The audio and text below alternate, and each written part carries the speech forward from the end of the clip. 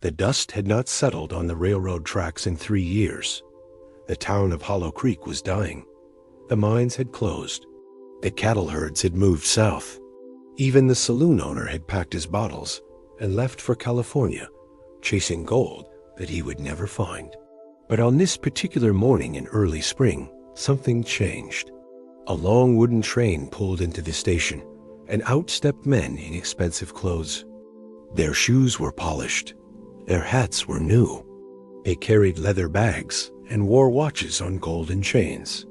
These were merchant traders from the East, from cities where buildings touched the sky and horses were luxury items, not survival tools. They had come to Hollow Creek for one reason: to buy cheap Western horses and sell them back east for 10 times the price. Samuel Cray watched them arrive from his spot on the old wooden bench outside the general store. He was 73 years old, and his face was a map of the desert, wrinkled, weathered, burned by sun and wind. His hands were enormous and scarred. His back was bent from a lifetime of work that had never made him rich. But his eyes were still sharp. He knew what these merchants wanted. He had seen them before. They didn't care about horses. They didn't care about the animal's spirit or history or heart. They only cared about money. A horse that could be bought for $5 and sold for $50 was a perfect business deal to them. Samuel had raised horses for 50 years. Real horses, working horses, horses that understood loyalty and trust. He had lost a wife, lost children to fever, lost almost everything except his knowledge of these magnificent creatures. But he never lost his respect for them. He stood up slowly, his knees cracking like old wood, and walked toward the auction house. The building was large and dusty, built 50 years ago when Hollow Creek was booming. The auction master, a fat man named Dodge, was sweating in his vest despite the cool morning. He had spread the word across 3 territories that he would have horses for sale. This was the biggest auction he had run in a decade. Inside the auction house, 50 people had already gathered. Ranchers from smaller settlements, wealthy traders looking for quick profits, a few curious townspeople who had nothing better to do. The smell of horse sweat and human anxiety filled the air.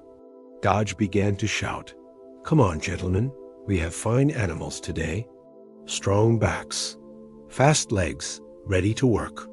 The first horse came through a brown stallion with good muscle. The traders examined him carefully. Dodge exaggerated the horse's qualities, claiming he had won races, pulled wagons, and survived harsh winters. It was mostly lies. The bidding started at $50. Samuel watched from the back. He had only $80 in his pocket, money he had saved for years. He knew he couldn't buy many horses, so he would wait. He would watch carefully. He would choose only the one that truly needed him. One by one, the horses came through the auction house gate. There was a young Murray with good bloodlines, sold for $60. There was an older gelding, calm and gentle, that went for $45. There were 2 wild mustangs, caught from the desert, that the merchants fought over and paid nearly $200 for combined. Samuel remained still, waiting. Then everything changed. The gate opened again, and the auctioneer's assistant let out something that made the crowd go quiet. It was a colt maybe 3 years old, but he was not like the others. His body was thin, almost skeletal. His ribs pushed out against his skin like wooden bars in a prison. His coat was matted and dull, covered in dust and sweat stains. His mane hung limp. His eyes were empty, not wild, not angry, but empty. Like someone had taken everything that made him a horse and removed it. The boy leading him barely held the rope. "This one came from the northern ranches," Dodge announced, reading from a piece of paper. "He was a training project. The owner says he has issues. Issues." That was the word they used for broken things. Samuel's hands went cold. The colt didn't move with spirit or fire. He didn't look around at the crowd or sniff the air. He simply stood there, trembling slightly, waiting. His hooves were overgrown. His muscles were weak. He looked like a horse that had given up on life. One of the Eastern merchants laughed. "What is that? Some kind of joke?" The crowd shifted uncomfortably. A few people turned away. This wasn't entertaining. This wasn't a good business deal. This was just sad. Dodge tried to recover. He cracked his whip near the colt's face, trying to make the young horse look alert and dangerous. He just needs the right hand, strong training. He'll be a fine animal. The colt flinched but didn't panic. He didn't rear or bolt. He simply waited for the pain to pass, like he had learned to do. Samuel felt something break inside his chest. "Do I have an opening bid?" Dodge called out. "Shall we start at $100? Silence. $50 then? This is quality Western stock." More silence. The traders were already moving on to the next horse. This one was not worth their time. Not worth their money. $25? Dodge's voice was getting desperate now. He had expected to sell every animal at decent prices. Nothing. $15? Come on, gentlemen. This is highway robbery prices. Samuel stepped forward. He had never bid on anything. He usually just bought directly from ranchers he trusted. But this moment felt different. This felt important. $5, he said quietly. The crowd turned to look at him. Some people smiled. It was a joke bid, an insult bid. $5 for a horse was almost nothing. Dodge looked annoyed that someone was wasting his time with such a low number. But Samuel meant it. $5 from the old man in the back, Dodge announced, as if surprised that anyone cared. "Do I have a higher bid? $6? Anyone?" No one spoke.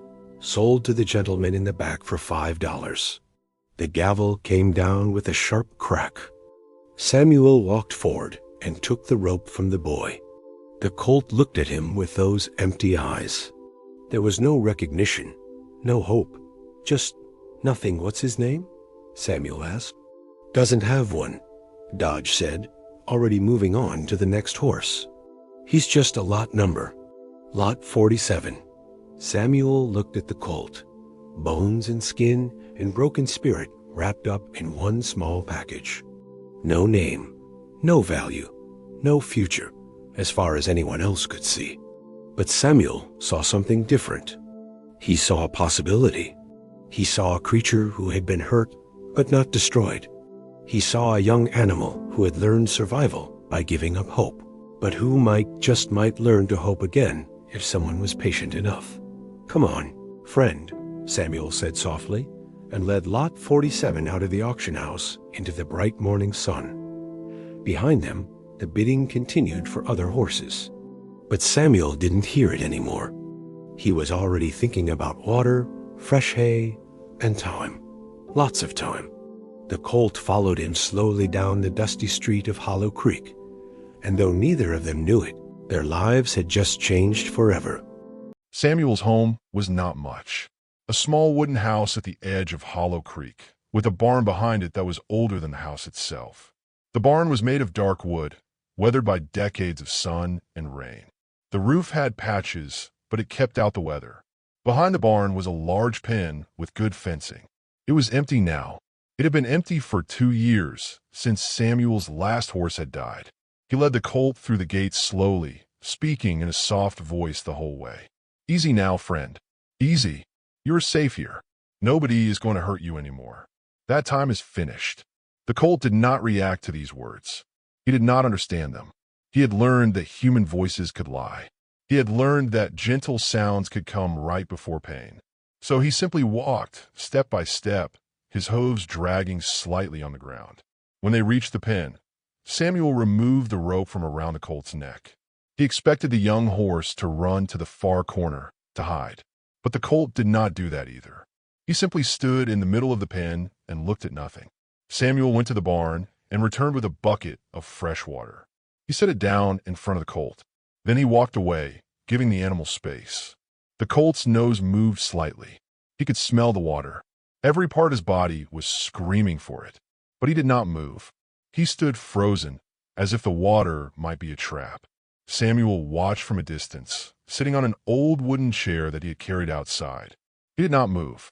He did not call out. He simply watched and waited. An hour passed. The sun was higher now. Flies began to circle around the colt's thin body. The young horse did not swat at them. He did not move at all. Samuel was patient. He had learned patience a long time ago. He knew that trust cannot be rushed. Trust is built slowly, one small moment at a time. Finally, when the afternoon was growing long and hot, the colt's thirst overcame his fear.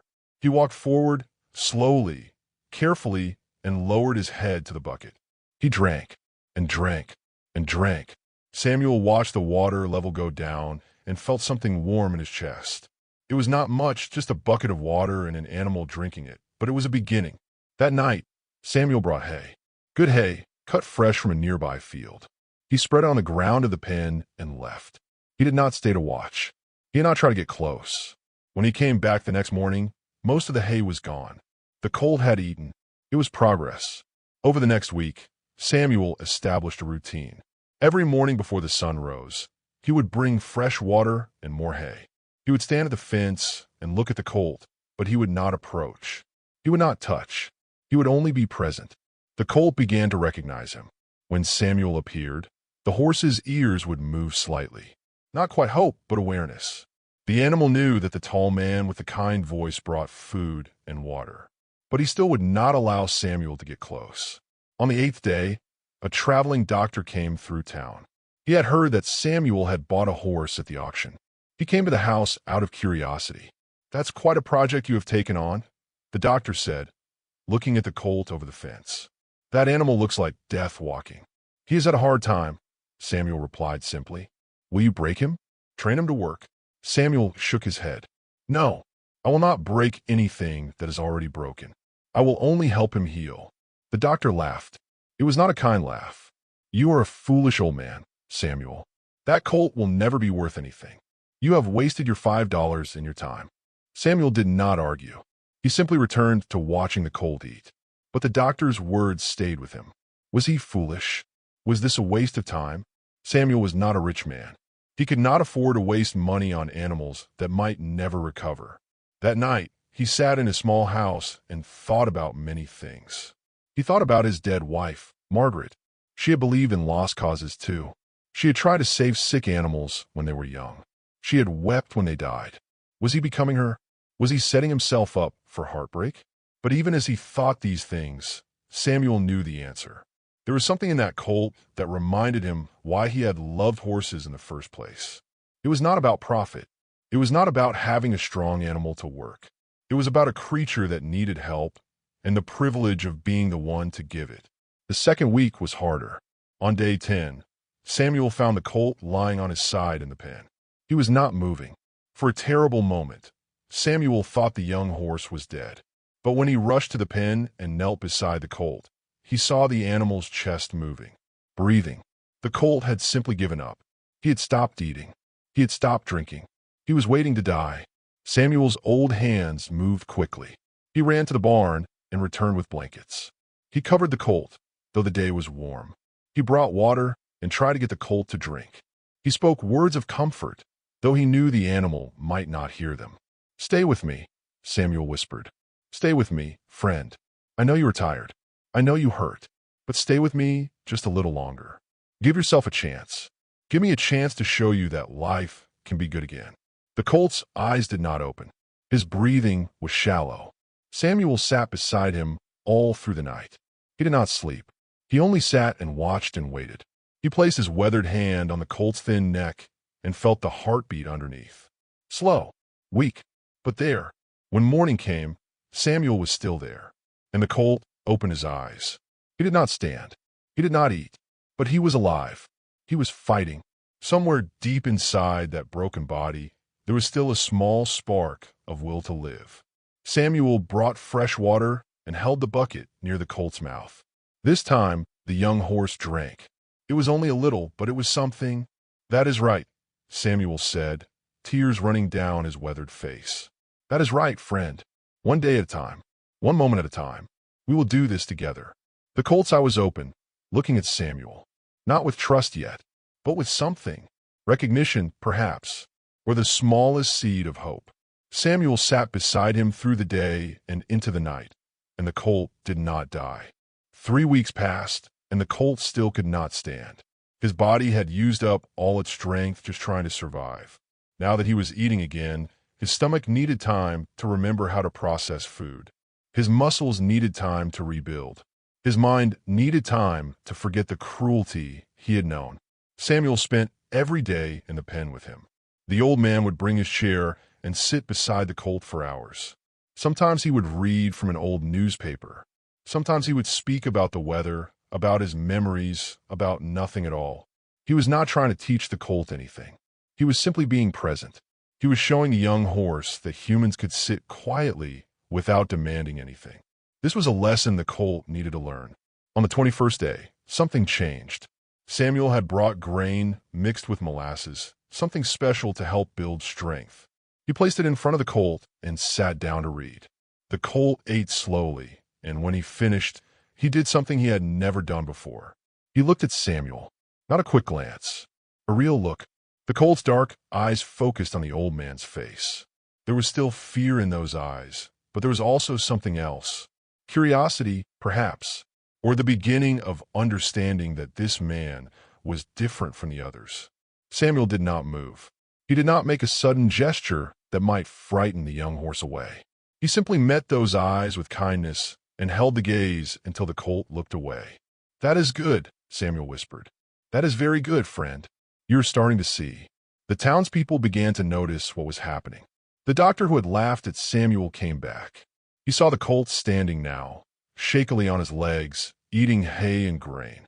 The colt's ribs were still visible, but not like prison bars anymore, like a map of something that was slowly being rebuilt. "I thought the animal would be dead by now," the doctor said. Samuel shrugged. "He is stronger than people thought. Or you're more stubborn than I thought," the doctor replied, but he smiled this time. There was respect in his voice. Word spread through Hollow Creek. The old man who bought the worthless colt at auction was nursing it back to health. Some people thought this was noble. Some people thought it was a waste of time and resources. But everyone agreed that it was something worth watching. The wealthy Eastern merchants were still in town. They had rented a house near the center, and they spent their days buying and selling horses. They had already made good money. They had purchased animals cheap from struggling ranchers and were waiting for a larger merchant caravan to pass through, so they could sell everything at a profit. One of them, a man named Edward Blackwell, came to see Samuel's place. Blackwell was tall and thin, with sharp eyes that calculated everything in terms of dollars and cents. He wore a vest made of silk and had rings on his fingers. He looked at the colt the way a butcher looks at meat. "That the animal you bought for $5? He asked. "Yes," Samuel said. "You have wasted 3 weeks on something that will never be worth more than 20. I could buy him from you for $15. You will make a profit." Samuel looked at the colt. The young horse was now standing on all 4 legs, though they still shook slightly. He was eating grain from Samuel's hand. The first time he had allowed the old man to touch him while eating. "He is not for sale," Samuel said. Blackwell laughed. "Everything is for sale, old man. It is just a matter of price. I could offer $25. That is 5 times what you paid." Samuel shook his head. "No, $30. That is my final offer. After that, the price goes down." Samuel did not answer. He simply turned back to the colt and continued what he was doing. Blackwell stood there for a moment, not understanding. In his world, everyone wanted money. Everyone had a price. The idea that someone would refuse profit for an animal was foreign to him. He left angry. But Blackwell's visit had consequences Samuel did not expect. Word spread through the town that the rich merchant had offered money for the colt, and Samuel had refused. People began to come by the pen to see what was so special about this horse. Ranchers, farmhands, children, even the schoolteacher came to watch the colt eat and stand and slowly come back to life. And something magical began to happen. The colt started to trust not just Samuel, but the world itself. He allowed people to stand near the pen without flinching. He began to move around with more confidence. His coat started to shine as his health returned. His eyes began to show emotion again, sometimes fear, but more and more often, curiosity. One afternoon, a young boy named Tommy came with his mother. Tommy was maybe 8 years old, and he had never seen a horse recover from such injury. He stood at the fence, watching silently. Samuel noticed the boy and walked over to him. "Would you like to help me?" Samuel asked. Tommy's eyes went wide. "Really? Yes. This colt needs to learn that there are good people in the world. Young people too. Can you help me teach him that?" Every day after that, Tommy came to the pen. He brought hay. He filled water buckets. He sat quietly beside the colt, just as Samuel did. And the colt began to change again. He began to understand that kindness came from all directions, that the whole world was not cruel. By the 6th week, the colt could stand without shaking. He had weight on his bones now. Real muscle was beginning to show. His mane had grown back glossy and dark. His coat shined like polished copper in the afternoon sun. But the most important change was in his eyes. The emptiness was gone. In its place was awareness, intelligence, and something that looked very much like gratitude. Samuel began to walk with the colt around the pen. At first, the young horse followed because he had learned to trust the old man. But soon, he began to walk with Samuel because he wanted to, because there was joy in movement again, because his body had remembered what it meant to be alive. One evening, as the sun was setting and painting the sky orange and red, Samuel stood in the middle of the pen with the colt beside him. The young horse had his head near Samuel's shoulder. He was not being forced there. He was choosing to stand close. Tommy watched from the fence with tears in his eyes. "Look at him," Tommy said to his mother. "He is smiling." The mother looked at Samuel and the colt, and she understood what her son meant. There was something in the way they stood together, something that looked like peace, like two broken things that had found each other and had decided to heal together. Samuel reached up and placed his hand on the colt's neck. The young horse did not move away. He leaned into the touch, accepting comfort from the only human he had ever truly loved. In that moment, something important had happened. The colt had learned to trust again, and Samuel had remembered why he had dedicated his life to these magnificent creatures. The worst was over. Now the real healing could begin. 2 months had passed since Samuel brought the colt home. The young horse was no longer thin. His body had filled out with healthy muscle and strong bone. His coat shined like dark chocolate in the sunlight. His mane was full and beautiful. When you looked at him now, you would never guess that he had once been a skeleton waiting to die. But the real transformation was something deeper. The colt had learned to live again. He would run around the pen in the early morning, his hooves kicking up dust in joy. He would roll on his back like a young foal, celebrating his own strength. He would eat with enthusiasm, as if every meal was a gift. And most importantly, he would seek out Samuel and Tommy, not because he had to, but because he wanted to. Samuel had named him Justice. It was a good name. Justice for all the days the colt had suffered. Justice for the cruelty he had endured. Justice for being given a second chance when everyone else had given up on him. One morning, Samuel woke up with a new idea. He was sitting on his porch with a cup of hot coffee, watching the sun rise over the desert, when he realized that justice needed more than just a pen. The young horse had healed. His body was strong. His mind was alert. Now he needed to learn what it meant to be a horse again. He needed to move freely. He needed to understand his own power. He needed to run. Samuel finished his coffee and went to the barn. He found his old saddle, the one he had not used in 2 years. It was made of good leather, worn smooth by countless rides. He carried it outside and set it on the fence rail, looking at it for a long time. Using a saddle meant starting the training process. It meant asking the colt to carry weight, to obey commands, to work. Samuel had said he would never force this young horse to do anything. He had promised that justice would never know pain again. But a saddle was not pain. A saddle was purpose. Samuel thought about this difference for a long time. Then he made his decision. The next day, Samuel brought the saddle to the pen. Justice saw it, and his whole body went tense. His ears went back. The memories came flooding back. The whip, the harsh hands, the pain. For a moment, the old fear returned to his eyes. Samuel immediately put the saddle away. "I am sorry, friend," the old man said, stroking the colt's neck. "I moved too fast. We will wait. We will do this when you are ready." Every day, for a week, Samuel simply left the saddle in the pen. He did not try to use it. He did not try to force Justice to accept it. He simply let the young horse see it, smell it, understand that it was not going to hurt him. Tommy came by after school, as he did every day now. The boy had become part of this healing journey. His mother had told him that what he was doing was important work, the work of teaching a creature that the world could be kind. "Why is the saddle in the pen?" Tommy asked. "Justice needs to learn that there is more to life than just standing in a pen," Samuel explained. "He needs to run. He needs to feel the wind and remember what his body can do." "Will he let you ride him?" Tommy asked. "I do not know," Samuel said honestly, "but I will wait until he is ready to tell me yes." On the 8th day, something changed. Samuel was sitting in his chair, as he did every morning, when Justice walked over to the saddle. The young horse lowered his head and sniffed it carefully. He looked at Samuel. Then, slowly, he moved his body so that he was standing beside the saddle.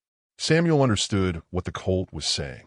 He walked to Justice slowly, speaking softly. "Are you sure, friend? We can wait longer."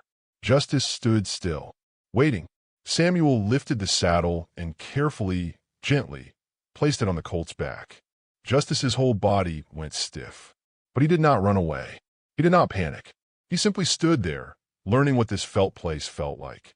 Samuel did not tighten the straps. He simply placed the saddle and let Justice feel its weight and presence. Then he removed it. "That is very brave," Samuel said, and gave Justice extra grain that evening. For 2 weeks, Samuel repeated this process. Every day, he would place the saddle on Justice's back. Every day, he would leave it there for a little longer. Justice learned that the saddle was not painful. It was simply something that existed, something that was part of being with Samuel. One morning, Samuel saddled Justice and did something new. He took the young horse on a walk around the pen.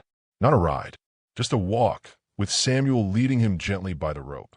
Justice's legs were shaking, but he walked.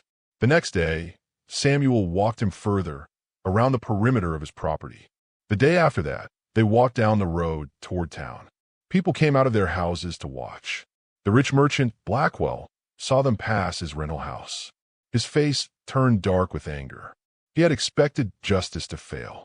He had wanted to prove that the colt would never be worth anything. But instead, here was Justice, walking with strength and dignity beside Samuel. On the 57th day after Samuel had brought him home, something extraordinary happened. Samuel saddled Justice in the morning, as he always did. But this time, instead of just walking him, Samuel prepared him out. He moved slowly, letting Justice understand what was about to happen. He placed one foot in the stirrup and held the saddle. Justice did not move. Samuel pulled himself up, light and careful, and sat in the saddle for the first time. Justice's whole body trembled. For a moment, Samuel thought the young horse might panic. But Justice simply stood there, breathing heavily, learning to carry a human on his back. Samuel sat very still.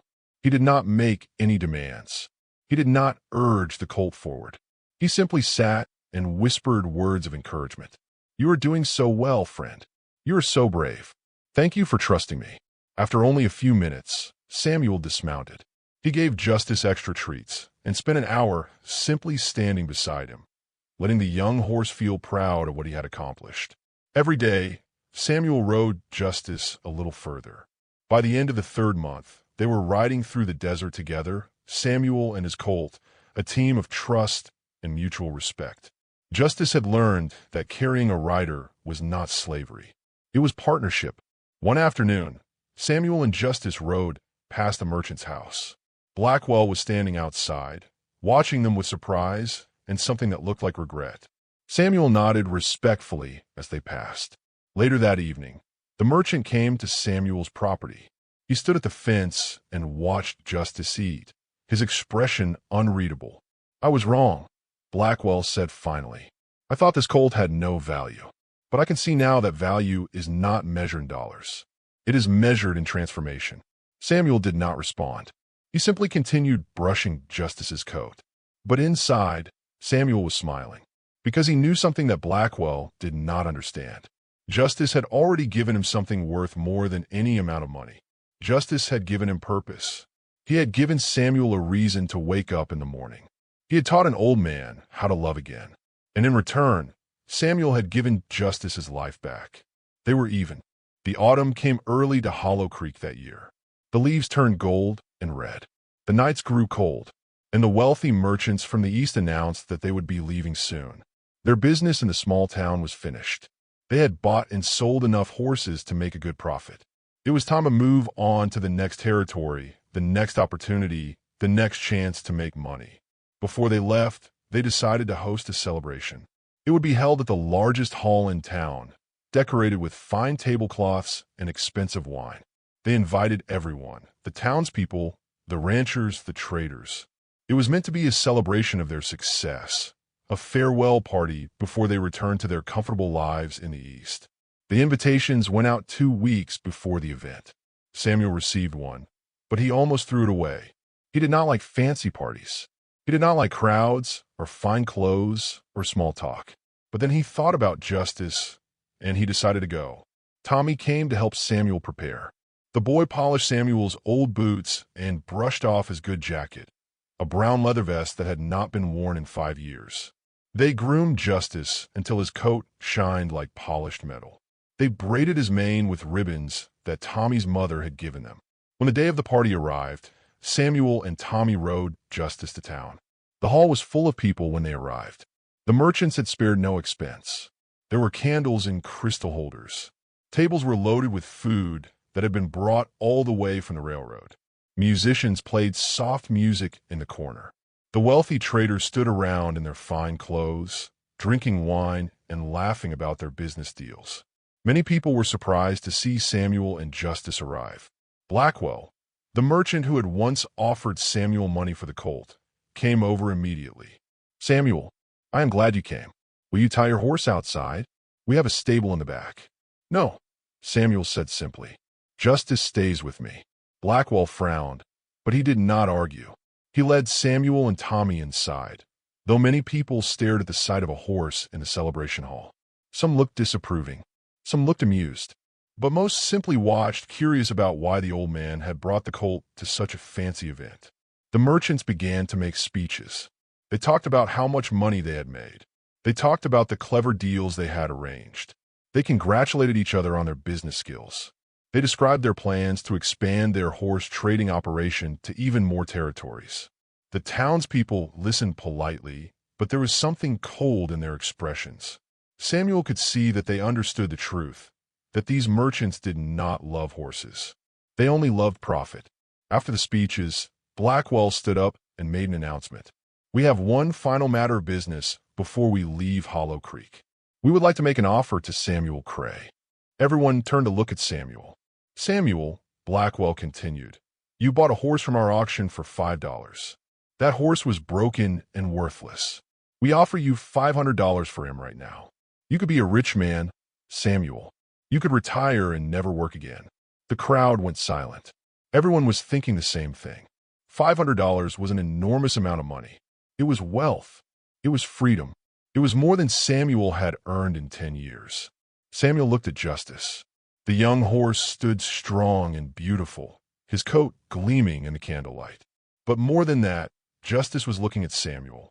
Their eyes met, and in that moment, Samuel could see the entire journey they had traveled together. He saw the skeletal colt at the auction, waiting to die. He saw Justice lying on his side, giving up on life. He saw the moment when Justice first chose to stand. He saw the trust growing day by day, moment by moment. He saw the first time Justice had run in the pen with joy. He saw their first ride together through the desert. Samuel smiled and shook his head. "No," he said quietly. "Justice is not for sale." The merchants looked shocked. Blackwell's face turned red. "But Samuel, $500. Think of what you could do with such wealth." "I do not need wealth," Samuel said. "I have everything I need." The crowd began to murmur. Some people nodded, understanding. Others looked confused. How could anyone refuse so much money? Then something unexpected happened. Justice walked forward into the middle of the room. The young horse had never been in a large building before. The candles, the people, the noise, it should have frightened him. But Justice walked calmly to the center of the hall, his hooves clicking on the wooden floor. Everyone watched in silence. Justice stood in the middle of the room and slowly, deliberately lowered himself down. He knelt, not because he had been trained to do so. There had been no whip to force him. There had been no pain to compel him. Justice knelt because he chose to, because he wanted to show the world what love and trust looked like. The Colt knelt before Samuel, before all the people, before the merchants who had written him off as worthless. A woman in the crowd began to cry. Then another person cried. Then another. Soon, grown men were wiping tears from their eyes. Even some of the merchants looked away, unable to watch what was happening, because in that moment, they all understood something important. This Colt, who had been broken and starved and beaten, had become something more valuable than money could ever buy. Justice had become a symbol. He was proof that even the most damaged creature could heal. He was proof that love was stronger than cruelty. He was proof that loyalty and trust could transform everything. Samuel walked to Justice and placed his hand on the colt's neck. He helped the young horse stand, and together they walked through the crowd toward the door. People stepped aside to let them pass. No one tried to stop them. Tommy followed, tears running down his face. Outside, under the stars, Samuel stood with Justice in the cool autumn night. The young horse pressed his head against Samuel's chest, and the old man wrapped his arms around the colt's neck. They stood together in silence, and that silence was louder than any words could ever be. Tommy came and stood beside them. He chose you, Tommy said. Justice chose to kneel before you, not because he had to, but because he loves you. Samuel nodded. That is the greatest gift any creature can give. Love that is freely chosen. Trust that is freely given. Inside the hall, the merchants sat in their expensive clothes, surrounded by their profits and their success. But outside, under the stars, Samuel and Justice had something that no amount of money could buy. They had transformed each other. The legend ends here. In the years that followed, the story of Samuel and Justice became a legend in Hollow Creek. People told it to their children and grandchildren. They spoke of the old man who bought a worthless colt for $5, and how love had turned that broken animal into something legendary. Samuel lived for many more years, riding Justice through the desert, teaching young people about horses and kindness and second chances.